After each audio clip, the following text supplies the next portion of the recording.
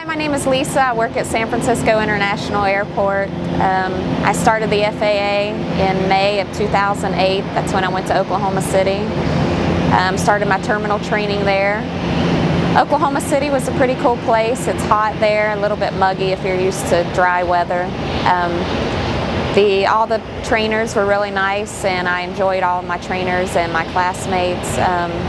One thing I would recommend there is maybe to rent a room in Oklahoma City. Some of the places that the FAA suggests that you stay are a little high priced and not really that nice to live in.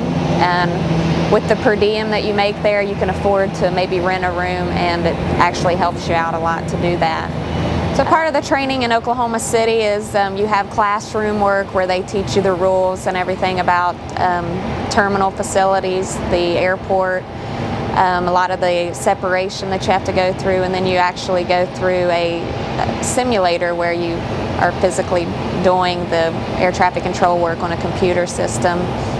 As far as how it compares to the real world, it helps you as far as learning the phraseology and things like that. It is a lot different than working real traffic though, but it is a stepping stone to getting to your facility, and it does help as far as that goes. I would recommend keeping your booklets there just to have at your facility for separation requirements, phraseology, so you can go back and look at those. Once you get to your facility, it's pretty much just your facility regulations and the .65 that you'll be using. Once I left Oklahoma City and finished my class there, I came to San Francisco International. I started here. Immediately went into a training class that started with my training for air traffic control here and to learn about San Francisco International Airport. My first class was about 2 weeks long. It started off in flight data, clearance delivery, reading clearances, and then I moved upstairs. Once I was up here, I was assigned 2 trainers. Had one primary trainer and another trainer that would also train with me, but you also train with other people in the facility as well. Once I finished flight data and clearance delivery training, I moved on to ground control training. Ground control training here is a little tougher than a smaller airport. There's a lot of traffic here. The airport's small, and sometimes when planes land, they don't have gates. You have to figure out where to put them at a small airport, and it can be very taxing. Training itself can be stressful at times. The different trainers that you work with, you're in training all day long. Sometimes you can train 4 hours a day, and it can really be taxing. You really need to get extra sleep, take your vitamins, all that good stuff. Once I finished ground control, I moved over to the local control position and radar coordinator. It's kind of an assistant to the local control. It was pretty busy here and also stressful. I guess everyone will learn their own facility as far as how that's going to be. As far as what I would recommend when you're in training is just to listen to your trainers. Don't argue back with them. They don't like that very well, and you can be looked at very negatively if you do that. They know what they're doing, and they're trying to train you how to do it. So it's best just to listen to them and do what they tell you to do, and you'll eventually pick it up and be able to do it on your own. I started here in July of 2008. I got certified in April of 2009.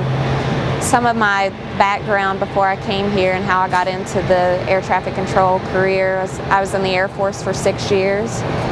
I had 4 CTOs in the Air Force, and I love the tower. I love the terminal environment. Some of the things I enjoy about it is just being able to see out the window all day, just the nice view that you have. You can kind of get up and walk around. In a radar environment, I kind of feel like you're kind of stuck to the radar scope. You can't really get up, move around like you can in a tower, and I enjoy that. I also enjoy the hustle and bustle of the actual airport. When you go down to get your lunch, there's people getting on the plane. You see the passengers, and you're here. It's just really exciting and fun. So I really enjoy the terminal environment the most. When I got here, I immediately signed in with NATCA. That's our union for the air traffic controllers.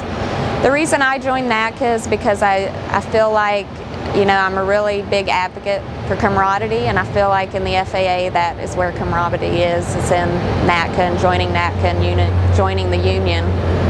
And you know, the union is going to be here for you if you need certain things. One thing they did for me as a VRA applicant, I have the GI Bill with the military, and I was able to use that to offset my pay while I was training, and that was a big bonus for me and helped me a lot, you know, as far as bills go and as you're getting your pay increments.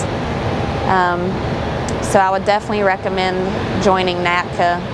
As far as tips go for any of the new hires, my number one tip would be just to be prepared, to have to study hard and work hard. This isn't a job that you can just come into and not expect to work hard. The hours are difficult, the training can be very stressful, but it's a really good, rewarding career.